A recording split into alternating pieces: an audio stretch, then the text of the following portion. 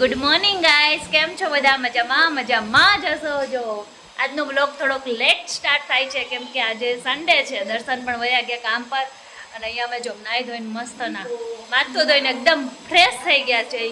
એટલે ચલો હવે ફ્રી થઈને ઘડીક વાર વાળ સુકાઈએ કેમ કે આજે થોડુંક બધું કામ પતાવીને પછી બ્લોગનું સ્ટાર્ટ કર્યું છે. અને જો મારા કાનાભાઈ છે ને 10માં રિઝલ્ટની બેસબરીથી આમ ઇંતજાર કરે છે, એટલે એ ગૂગલમાં સર્ચ મારે છે કે રિઝલ્ટ ક્યારે છે. કાના હવે આ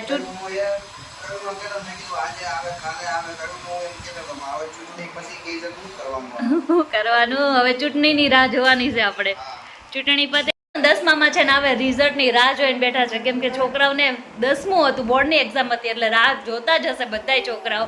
અમારે કાનોય જો સર્ચ મારે આજે એને સવારમાં એને ખબર પડી કે ચૂંટણી પછી રિઝલ્ટ છે એમ. અમારે રાજવીરભાઈને કાંઈ ટેન્શન નહીં. તું રિઝલ્ટની રાહ જોવે છે રાજવીર? નહીં ને, ખોટું ટેન્શન નહીં લેવાનું. કા જો કાનોભાઈ ક્યારની રાહ જોવે છે, તું નથી જોતો ને? ખોટી ઉપાધિ થાય ખાલી ખોટું. કા આપણને આવી નહીં ઉપાધિ જી લખ્યો આવવાના સી આવવાના જ છે. કા વહેલું આવે મોડું આવે એટલે હવે કંઈ ટેન્શન નહીં. જો એક આને કંઈ ટેન્શન નહીં. કુસો તાર રિઝલ્ટનું ટેન્શન છે? તાર રિઝલ્ટનું ટેન્શન છે? તને કાંઈ ઉપાધિ થાય? એને કાંઈ લેવા નહીં. એને જો ક્યાંથી ને ક્યાં ચડવું હોય નહીં ખાલી જો આજ તો સવારનું છે ને આપણે છે ને દહીંનું દળવા મૂકી દીધું હતું તો એણે એનું કામ કર્યું ને આપણે આપણું કામ કર્યું. ચાલુ કરી દીધી હતી ને તમારે એક ડબ્બો દળાઈ ગયો ને એક હજી બાકી છે અને હજી નીચેના 2 દળવાના છે. પેટીમાં છે ને એટલે બધા ઘઉં ફિનિશ કરી દેવા છે, બધા દળી નાખવા છે એવો વિચાર છે કેમ કે થોડાક જ છે અને હવે ઘઉંની સિઝન આવી ગઈ છે તો બધાના ઘરે ઘઉં ભરાઈ હોતે ને ગયા હશે. અમારે બાકી છે તો બસ હવે છે ને આ પેટી ખાલી કરીને આપણે સાફ કરી દેવાની છે અને બીજું દહીંનું દળી નાખવાનું અને પછી હવે પેટી ભરી દેવાની છે. તો ચલો હવે આજે તો ફટાફટ છે ને બપોર સુધી તો દહીંના જ દળવાના છે નકરે, તો એ કામ ચાલુ રાખી. મને છે ને ક્યારેક જ સવારમાં ભૂખ લાગે તો મને છે ને આજે ભૂખ લાગી ગઈ છે તો આજે આપણે છે ને થોડાક એવા મમરા ખાઈ લેવાનું ખાવી.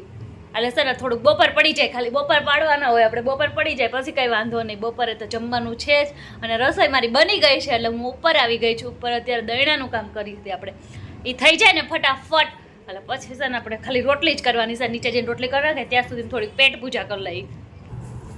હમણાં તો બધા મમ્મીઓને 7 વાર સરખા હશે કેમ કે રવિવારની કંઈ ખબર નહીં પડતી કેમ કે છોકરાઓને વેકેશન પડી ગયું છે એટલે બધા વાર સરખા હશે. અત્યારે કોને વેકેશનમાં ધમાચકડી છે બધાના ઘરે મને કોમેન્ટમાં કહેજો કેમ કે નથી રવિવાર હોય ત્યારે જ એવું લાગે કે હમણાં છોકરા ઘરે છે તો એવું લાગે, બાકી હવે તો બધું કેમ કે વેકેશન પડી ગયું છે, બધાની ઘરે વેકેશન છે.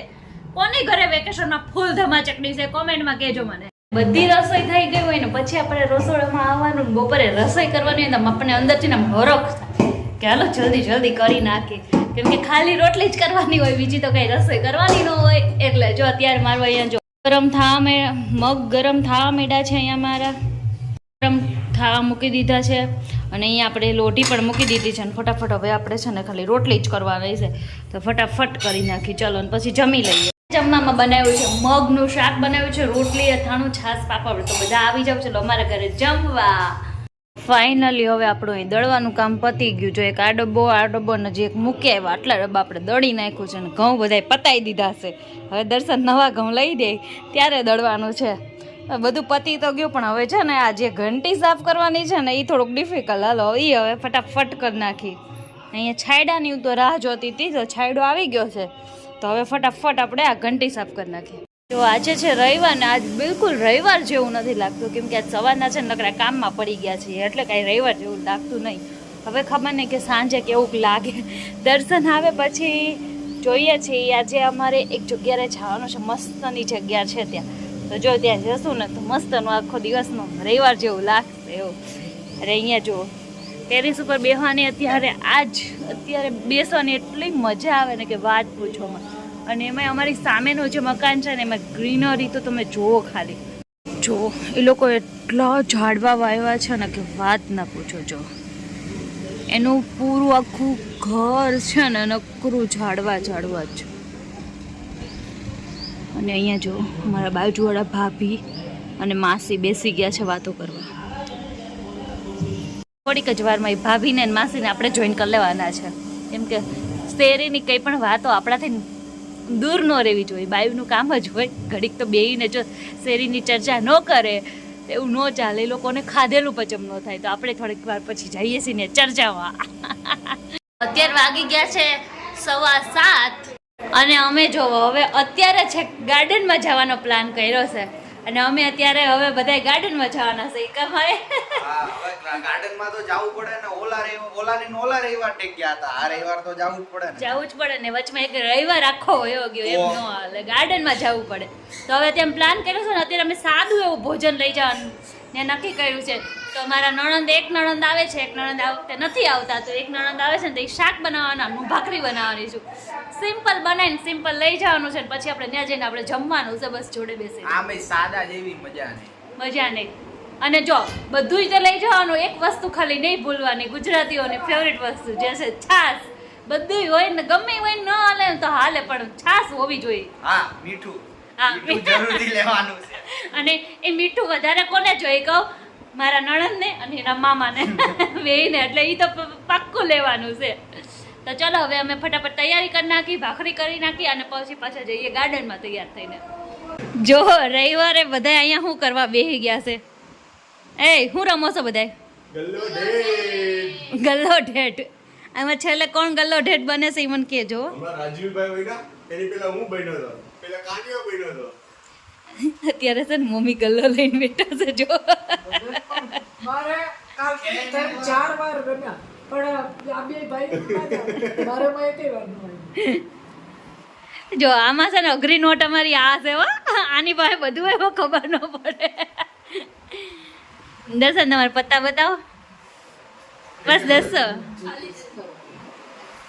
લોચો અહીંયા છે. પાના જો કાનિયો ભાઈ ગલ્લો ક્યાંથી ખેંચે? એ કાના પાસે ગલ્લો વયો ગયો છે. રાજવીર હવે તારો વારો, ધ્યાન રાખજે. અમે તૈયાર થઈ ગયા છે ને હવે જઈએ છીએ ગાર્ડનમાં બધા. ચલો હવે બધા ગાર્ડનમાં જઈને તમને મળીએ કે ત્યાં અમે શું શું લઈ ગયા છે એ બધું તમને બતાવીએ ગાર્ડનમાં. ચલો જો અમે ગાર્ડનમાં પહોંચી ગયા છે અને અમે વિડીયો લેવાનું ભૂલી ગયા અને અમે ખાઈ લીધું છે. रहा नहीं जाता પણ મારા નણંદ છે ને એ હજી ચાલુ જ છે એનું તો.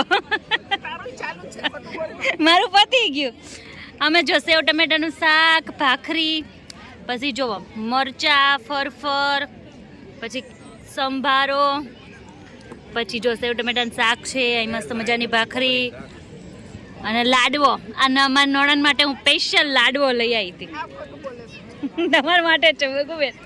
જો બધાય ખાઈ ખાઈને વયા ગયા છે. ખાલી અમારા નણંદ એક જ હજી ખાય છે.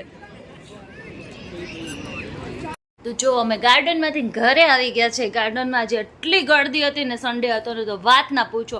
એટલે ત્યાં બહુ કંઈ શૂટિંગ કરી નથી શક્યા. અને હવે અમે ઘરે આવી ગયા છે અને હવે અહીંયા કર્યું છે બ્લોગનો એન્ડ. જો તમને અમારો આજનો બ્લોગ ગમ્યો હોય તો લાઈક કરજો, શેર કરજો અને સબસ્ક્રાઈબ કરવાનું ભૂલતા નહીં. મસ્ત મજાની કોમેન્ટ કરજો. મળીએ નેક્સ્ટ વિડીયોમાં. ત્યાં સુધી બધાને બાય બાય, જય શ્રી કૃષ્ણ, ટાટા, સી યુ.